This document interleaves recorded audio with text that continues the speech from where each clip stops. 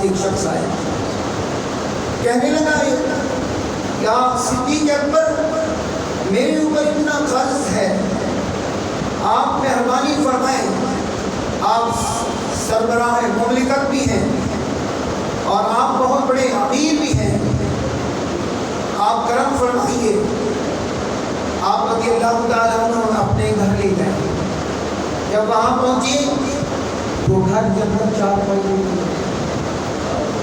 بڑی غور طلب بات ہے، چارپائی بھی نہیں ہے، کھجور کی چٹائی، وہ بھی ٹوٹی ہوئی بچھی ہوئی، اور اس پہ خود بھی بیٹھے انہیں بٹھایا اور کھجوریں پیش کی، اور آپ نے فرمایا اس وقت میرے پاس میرے حالات صحیح نہیں ہیں، بلکہ میں تمہیں جناب سیدنا حضرت عثمان بن عفان رضی اللہ تعالیٰ عنہ کے پاس بھیجنا چاہتا ہوں۔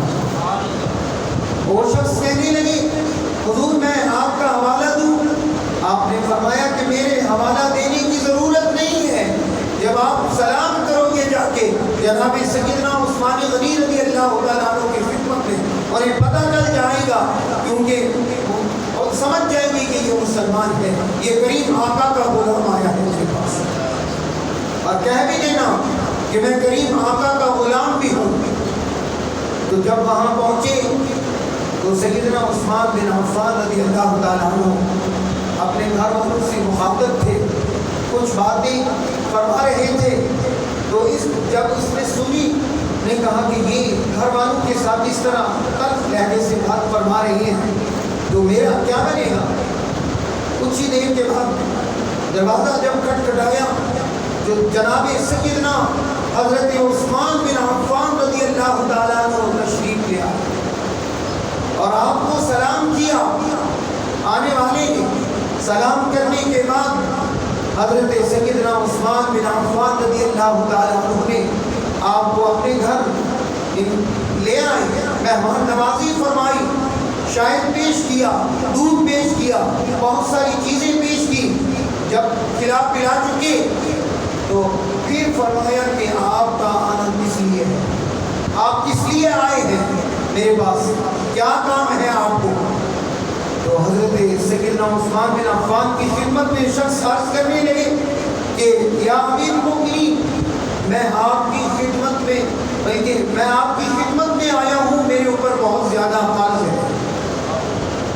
آپ نے ایک اونٹ سامان سے لدا ہوا 600 اشرفیاں آپ نے انہیں دی اور کہنے لگے مجھے تو 3000 اشرفیوں کی ضرورت ہے، آپ نے مجھے ضرورت سے زیادہ دے دیا، اور آپ نے فرمایا کہ میں نے گھر والوں کے لیے کپڑے بھی دیے ہیں اور کچھ ساز و سامان بھی دیا ہے۔ یہ کون عثمان ہے؟ وہ کون عثمان ذو النورین جن کو میرے کریم آقا علیہ السلام نے کئی مرتبہ جنت عطا فرمائی، بیر روما کے وقت بھی جنت ملی، مسجد نبوی کی توسیع کے لیے بھی جنت ملی، اور کئی مرتبہ پھر 10 مبشرہ کے اندر بھی میرے کریم آقا علیہ السلام نے ان کا نام ہے اور انہیں بھی اس وقت جنت ملی۔ اور پھر ایک اور واقعہ، آخری واقعہ کیونکہ وقت زیادہ ہو چکا ہے، حاضرین محترم، حضرت سیدنا عثمان بن عفان رضی اللہ تعالیٰ عنہ کے پاس خلافت امانت تھی، 2000 آدمی شرپسند آئے۔ اس سے قبل کہ میں یہ بھی عرض کرتا چلوں کہ میرے کریم آقا علیہ السلام نے پہلے فرما دیا تھا کہ فتنوں کا دور آئے گا اور حضرت عثمان یعنی ظلماً شہید کیے جائیں گے،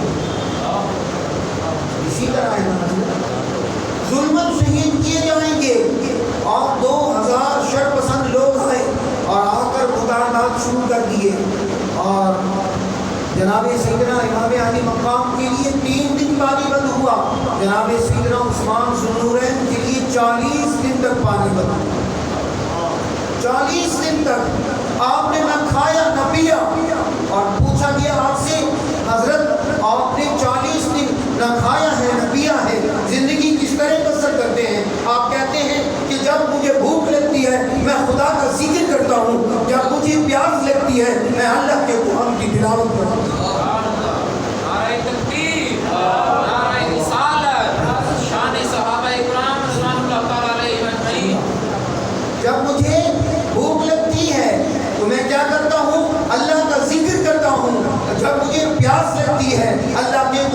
तिलावत करता हूँ। कितनी बड़ी बात है। और फिर इसके बाद हजरत इमाम अली मकाम के घर वालों के लिए पानी जनाबे गाजी अब्बास लेकर आए, लेकिन पानी वहाँ न पहुँच पाया। और जनाबे सैयदना उस्मान बिन अफ़्फ़ान के लिए पानी जनाबे मौला कायनात खुद अली शेर खुदा कर रसूल करीम लेकर आए।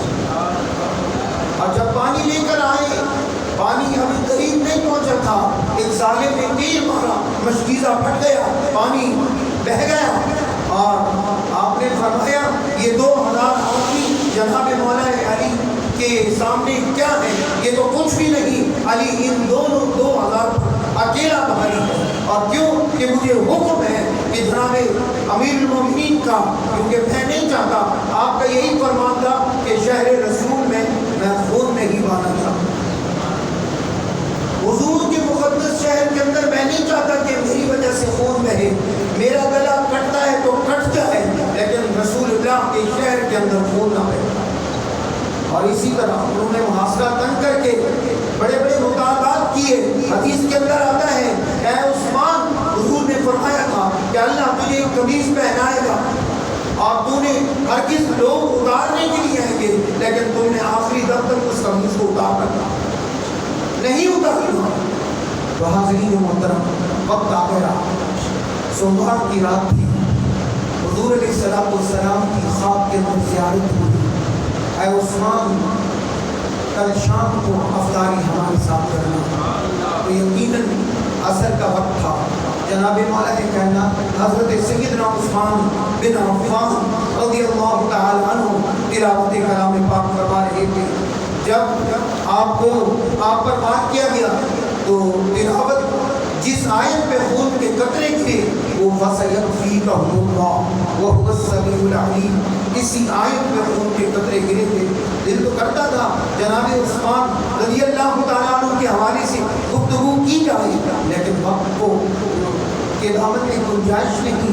गाहे रब्बे कायनात हज़रत सैयदना उस्मान ज़ुन्नूरैन रज़ियल्लाहु तआला अन्हु के दर्जात बुलंद फरमाए और आपके तवस्सुल से हमारे गुनाहों को माफ़ फरमाए, हमारे मुर्दा दिलों को जिंदा फरमा दे। व मा अलैना इल्ला